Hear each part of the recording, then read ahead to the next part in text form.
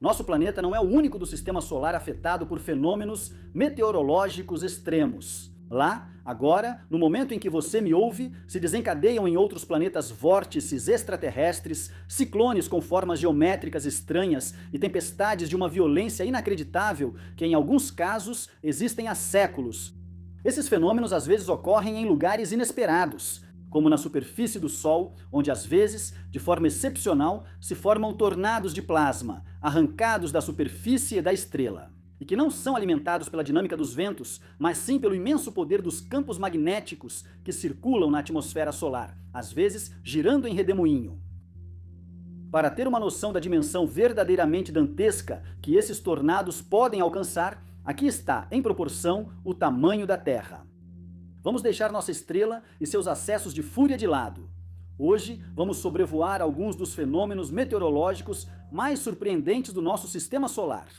E ao invés de seguir pela distância em relação ao Sol, vamos tentar aumentar progressivamente o grau de loucura, começando por visitar os 4 planetas onde a presença de tempestades é mais evidente, os 4 gigantes gasosos.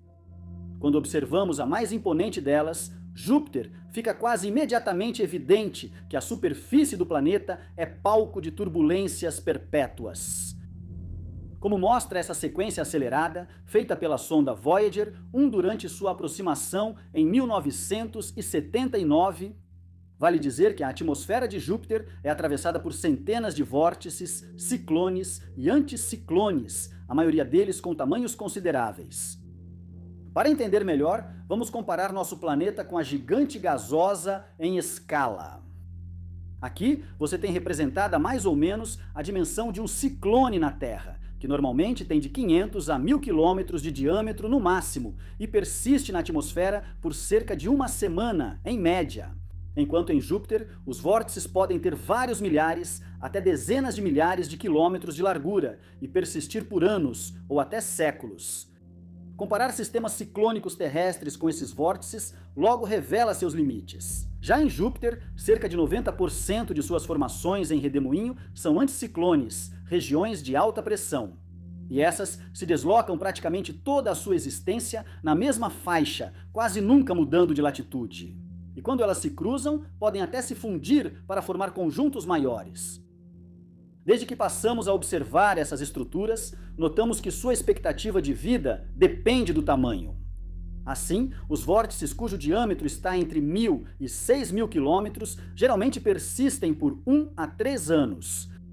Mas os mais imponentes existem há tanto tempo que não sabemos exatamente quando essas tempestades surgiram. A Grande Mancha Vermelha, por exemplo, é conhecida com certeza desde pelo menos 1831, data em que ela aparece claramente representada em uma pintura da época. Mas acredita-se que ela provavelmente existe desde a década de 1660 e talvez até antes.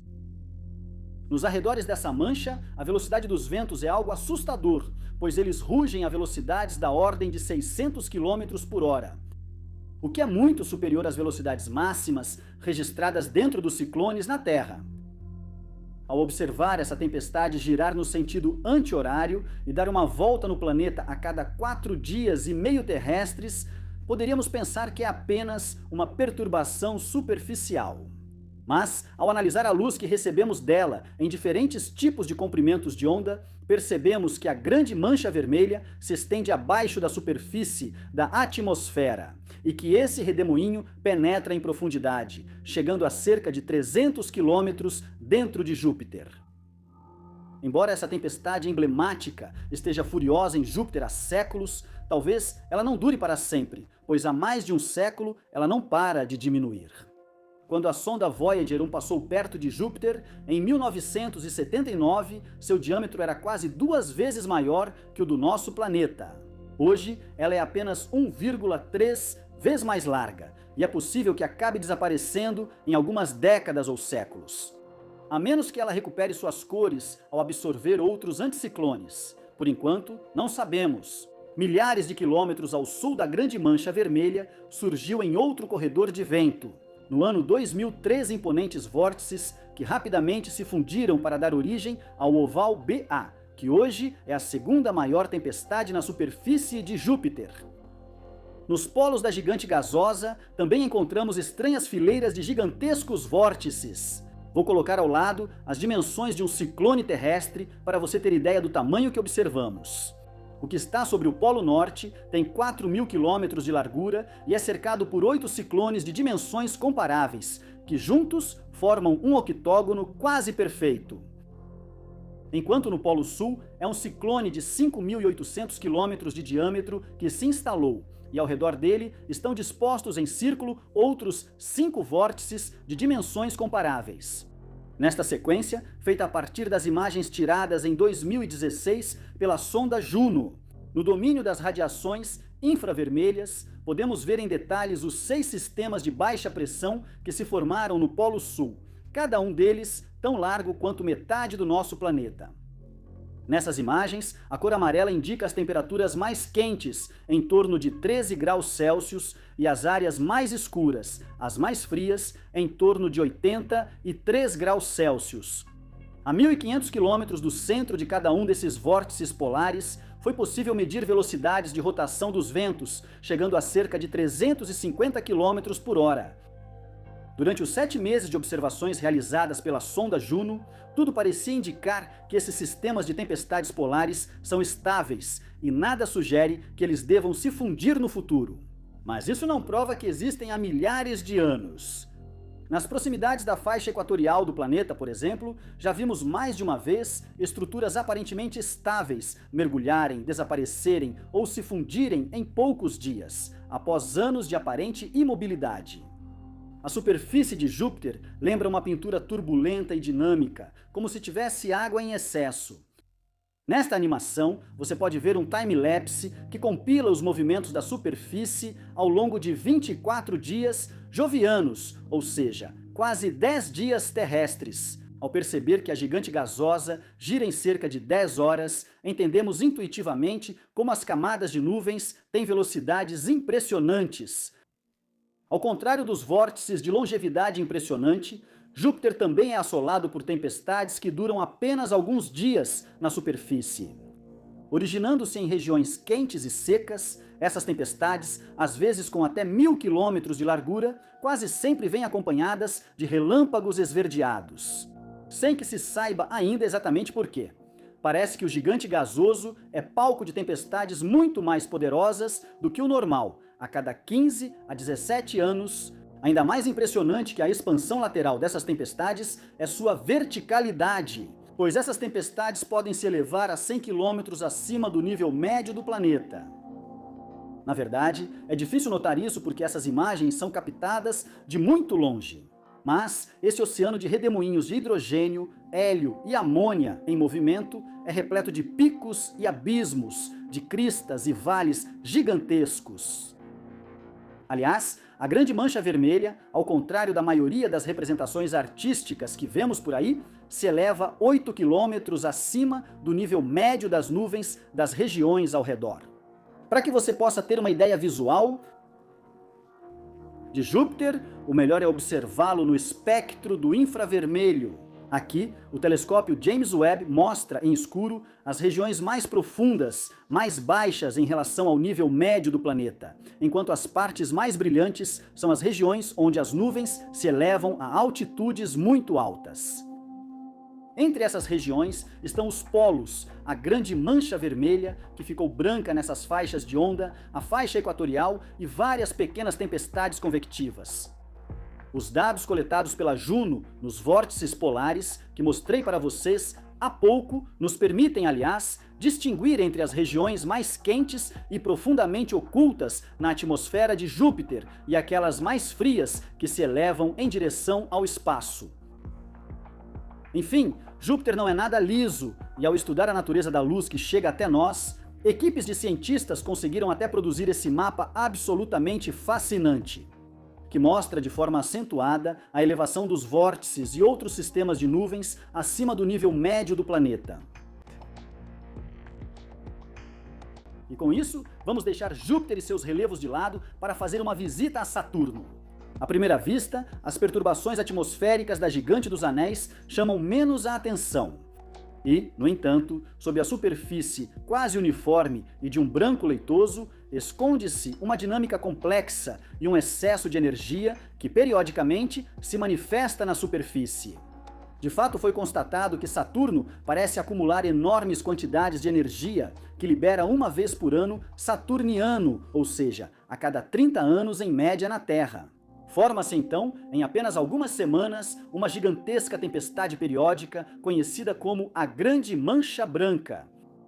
Esse tipo de tempestade caótica e turbulenta, que geralmente permanece na superfície por cerca de 3 anos terrestres, pode se estender por mais de 300 mil quilômetros, a ponto de acabar cercando completamente o planeta.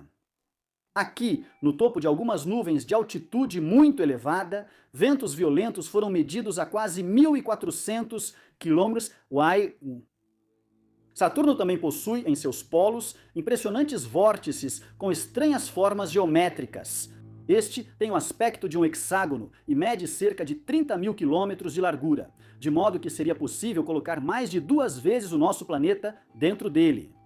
E dentro desse hexágono se formam continuamente vórtices menores, cuja imensidão é difícil de compreender.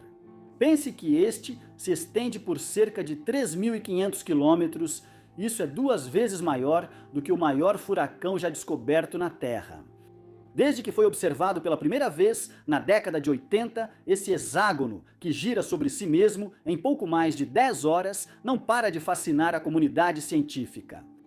Ao observá-lo em comprimentos de onda infravermelhos, foi até possível revelar, no centro do vórtice, a presença de um olho.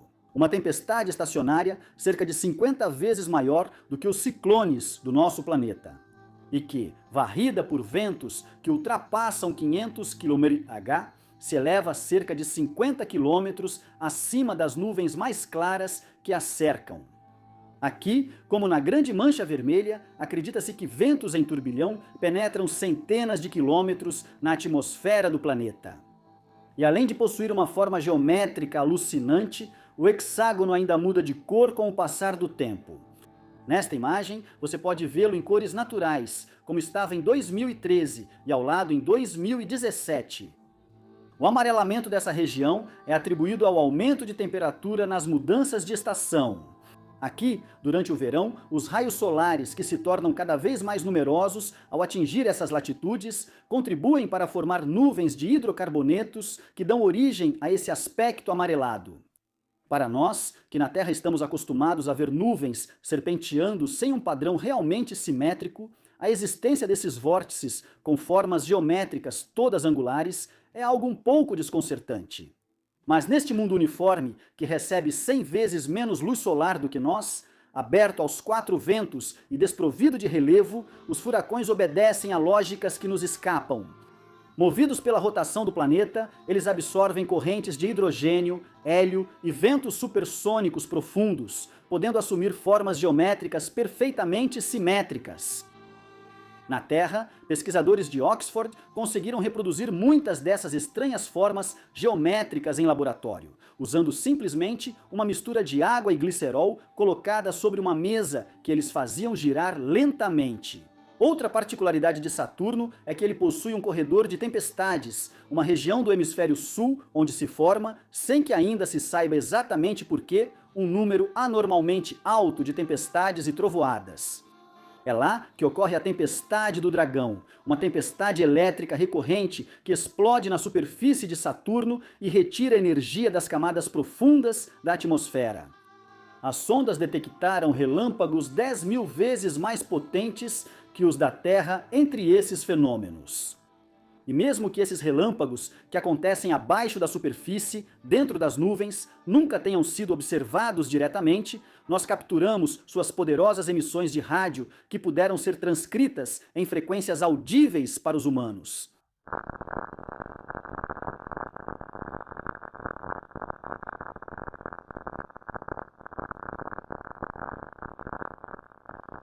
E a Gigante dos Anéis detém atualmente o recorde da tempestade mais longa já observada no Sistema Solar. De fato, conseguimos acompanhar uma tempestade lá que se desenrolou sem interrupção por quase 8 meses.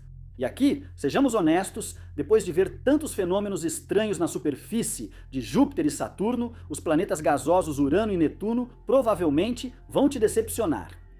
Não que elas não sejam interessantes, mas como esses planetas foram pouco sobrevoadas e a distância torna as observações, mesmo com telescópios potentes, extremamente difíceis, temos poucas imagens delas, que nos mostram que também são muito ventosas.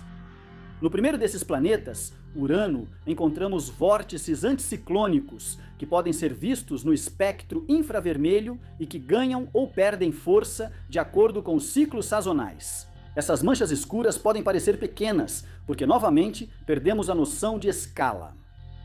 Aqui estão para lembrar as dimensões do nosso planeta, colocadas ao lado de Urano. Quanto a Netuno, que está 6 vezes mais distante do Sol do que Júpiter, ela é percorrida pelos ventos mais rápidos do Sistema Solar. Em alguns lugares, a velocidade desses ventos já foi medida em quase 2.400 km/h, ou seja, quase 2 vezes a velocidade do som. Quando, em 1989, a sonda Voyager 2 sobrevoou Netuno, ela possuía uma imensa mancha escura, comparável em largura às dimensões do nosso planeta.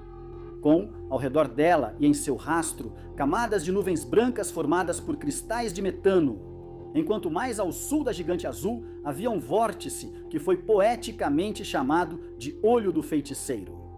5 anos após a passagem da sonda, em 1994, quando o telescópio espacial Hubble apontou sua lente para Netuno, os 2 vórtices gigantescos haviam desaparecido. Em Netuno, tempestades de grande escala raramente duram mais de 2 anos na superfície. Nas últimas décadas, apenas 4 novas manchas surgiram na superfície, e na maior parte do tempo, o planeta permaneceu com um azul imaculado.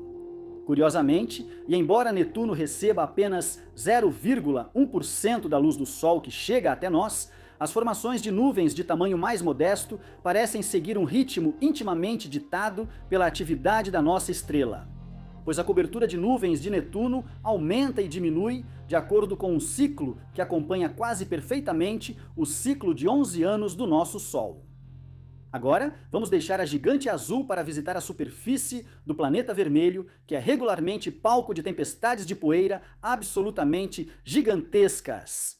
Esse fenômeno por si só não é excepcional. Em regiões desérticas da Terra, tempestades de areia ocorrem frequentemente e com ventos fortes em grandes altitudes, parte das partículas pode viajar longas distâncias, chegando até a cair do outro lado do globo. Mas na Terra, as tempestades em si são sempre geograficamente limitadas, enquanto em Marte, às vezes elas atingem proporções planetárias. Quase todo ano, o planeta vermelho é palco de tempestades de poeira que cobrem regiões tão grandes quanto os nossos continentes. E, em média, a cada 3 anos marcianos, uma dessas tempestades locais se transforma e cresce até atingir dimensões colossais. Você vê na imagem o planeta vermelho observado em junho de 2001 e o mesmo planeta um mês depois, quando estava sendo assolado por uma tempestade de poeira global. Nessas tempestades que cobrem o planeta, ventos podem atingir cerca de 100 km por hora, o que não é tão alto assim quando se pensa que a pressão atmosférica marciana ao nível do solo é cerca de 1/100º daquela que existe na Terra. Assim, essas tempestades só conseguem levantar as poeiras mais finas, cuja consistência é parecida com a do talco. Como a atmosfera de Marte é muito seca, poeiras podem ficar suspensas por semanas após serem levantadas. Quase priva totalmente a superfície da luz do Sol. Esta imagem, tirada pelo rover Opportunity em 2016, mostra para você a evolução da visibilidade à medida que a tempestade em que ele se encontra vai saturando a atmosfera com poeira. Completamente à direita da imagem, no máximo, apenas 1% da luz solar ainda chega ao solo.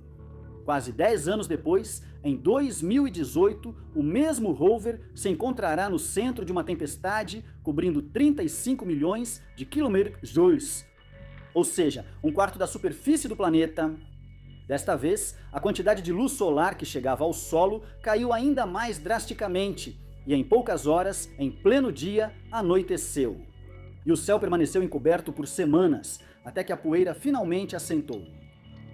O evento acabou com as últimas reservas de energia do rover, que dependia muito de seus painéis solares para se recarregar. Assim, a tempestade indiretamente matou o robô que, após 14 anos de bons e leais serviços, parou de funcionar. A superfície do planeta vermelho também é palco de fenômenos muito mais anedóticos, mas igualmente fascinantes, chamados de redemoinhos de poeira. Esses redemoinhos se formam da mesma maneira que seus equivalentes, que regularmente varrem a superfície do nosso planeta. Com a diferença de que eles estão em Marte, são muito mais frequentes e, em média, 3 vezes maiores. Os maiores que já foram observados atingem alturas de quase 8 quilômetros e podiam persistir no céu marciano por quase 1 hora. Este aqui, observado a partir de um satélite em órbita ao redor do planeta vermelho, tem 30 metros de largura e se eleva a quase 800 metros acima do solo. Curiosamente, alguns redemoinhos de poeira que cruzaram o caminho dos robôs exploradores foram benéficos para eles, pois com seu vento forte e giratório removeram parte da poeira acumulada em seus painéis fotovoltaicos. A passagem dos redemoinhos de poeira na superfície de Marte pode até ser observada por vários meses, mesmo depois que eles se dissipam. Pois, ao perturbar a poeira depositada no solo, os redemoinhos deixam rastros de sua passagem. Et l'on peut voir, grâce au... Da órbita, esses rastros formam corredores que às vezes se estendem por dezenas de quilômetros. Nessas regiões, os redemoinhos surgem, vivem e desaparecem, desgastando o solo marciano. Agora vou mostrar uma imagem cuja qualidade é inversamente proporcional ao quão impressionante é o que ela mostra. O que vocês estão vendo aí, capturado pelo telescópio espacial Hubble em 1999, isso não é um ciclone, embora pareça, porque essa formação não está girando. É um tipo de depressão polar tão enorme que poderia cobrir metade da Europa, com suas faixas de nuvens enroladas ao redor de um olho com quase 300 quilômetros de largura.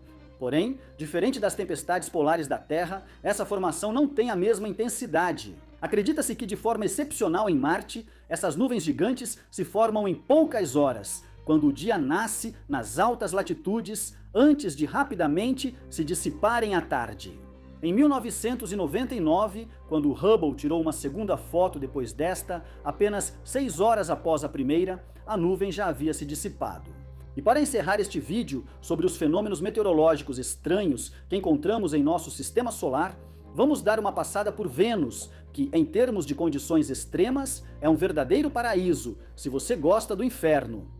Primeiro aqui, a atmosfera, de uma densidade infernal, é majoritariamente composta de CO2, de modo que o planeta entrou em um efeito estufa descontrolado. E que, ao nível do solo, de dia ou de noite, no Equador ou no Polo, as temperaturas estão constantemente em torno de 465 graus Celsius. Fica mais fácil entender por que a sonda soviética Venera 5, que mergulhou na atmosfera de Vênus em 1969, parou de transmitir quando ainda estava a 18 quilômetros de altitude. Quanto à fortemente blindada, Venera 13, uma vez pousada na superfície, conseguiu a façanha de resistir por 2 horas e 7 minutos na atmosfera esmagadora e escaldante, tempo suficiente para tirar algumas fotos. Mas se, nesse planeta, nem a noite nem a proximidade do polo podem afetar as temperaturas, a altitude, por sua vez, é capaz. E acredita-se que no ponto mais alto do planeta, no topo do Monte Skadi, a 10.700 metros acima do raio médio do planeta, as temperaturas podem cair para modestos 380 graus Celsius, com uma pressão apenas 44 vezes superior à que temos aqui, ao nível do mar. Essas são as melhores condições possíveis na superfície. E acredita-se que, nessa altitude, cai regularmente uma neve muito peculiar. Neve de metais pesados, composta por cristais de sulfeto de ferro e chumbo. Não vou detalhar mais as paisagens venusianas, já fiz um episódio sobre isso para vocês. Por outro lado, preciso falar rapidamente sobre a surpreendente dinâmica dos ventos que circundam esse planeta. Porque em Vênus formam-se estruturas que não existem em nenhum outro lugar. Nos 2 polos do planeta, identificou-se a presença de imensos vórtices de olho duplo. Acredita-se que essas estranhas tempestades do tamanho da Europa, se originam porque a atmosfera gira muito mais rápido que o planeta. De fato, a rotação de Vênus é extremamente lenta. Ela leva 243 dias terrestres para dar uma volta completa. Enquanto isso, sua alta atmosfera, que atinge 400 km por hora, completa uma volta em apenas 4 dias terrestres. Ou seja, a atmosfera venusiana gira mais rápido do que a superfície. Acredita-se que esse descompasso de velocidade origina as correntes que formam os vórtices polares. Ao observar essas imagens feitas no infravermelho, que permitem ver sob a camada superior da atmosfera, percebemos a complexidade das estruturas de nuvens que existem ocultas em camadas mais profundas. Em Vênus, tempestades irrompem com frequência, não próximas ao solo, mas sim na alta atmosfera, à environ 30 km de la surface. No interior dessas tempestades se formam relâmpagos e chove ácido sulfúrico corrosivo que evapora antes mesmo de atingir o solo devido às temperaturas extremas, que continuam aumentando à medida que nos aproximamos dele. Para suavizar essa visão de pesadelo, pense que esses cúmulos de tempestade contribuem para tornar a atmosfera do planeta especialmente refletiva, fazendo de Vênus o objeto mais brilhante do céu, depois do Sol e da Lua, onde vamos terminar nossa viagem. E aí, imagino que você diga que já que nosso satélite não tem atmosfera, nenhum fenômeno meteorológico deve acontecer por lá. E, no entanto, relâmpagos são regularmente observados lá, e isso há séculos. Essas aparições súbitas de jatos luminosos na superfície da Lua são chamadas de fenômenos lunares transitórios. E o primeiro de que se tem registro nos relatos data de 1178. O vídeo que vocês vão ver agora foi feito por um astrônomo amador que teve a sorte de capturar um desses relâmpagos. A maioria dos relâmpagos citados nem são realmente relâmpagos. Porque esses flashes, na verdade, quase sempre são produzidos por impactos de pequenos meteoritos que atingem a superfície da Lua, gerando um surto de luz tão repentino quanto efêmero. Hoje em dia, quando um evento desse tipo é relatado, às vezes conseguimos até encontrar nas imagens da superfície da Lua as marcas da pequena cratera de impacto formada recentemente. O surgimento de alguns clarões ainda é um mistério, e para explicá-los, tenta-se decidir entre diferentes hipóteses, envolvendo liberações de gás próximas a crateras ou descargas eletrostáticas geradas pela poeira lunar. O debate segue em aberto. Espero que da próxima vez que você pegar seu guarda-chuva para sair protegido, você se lembre das tempestades de Júpiter, dos hexágonos de Saturno e dos relâmpagos lunares. E para voltar à Terra, deixo vocês na companhia de um mini tornado registrada na planície abissal. 4.000 metros de profundidade nos oceanos do nosso planeta. Para explorar a superfície do Sol como você talvez nunca tenha visto antes, é por lá. E para mergulhar no inferno de Vênus, é por aqui. Eu me despeço e até breve.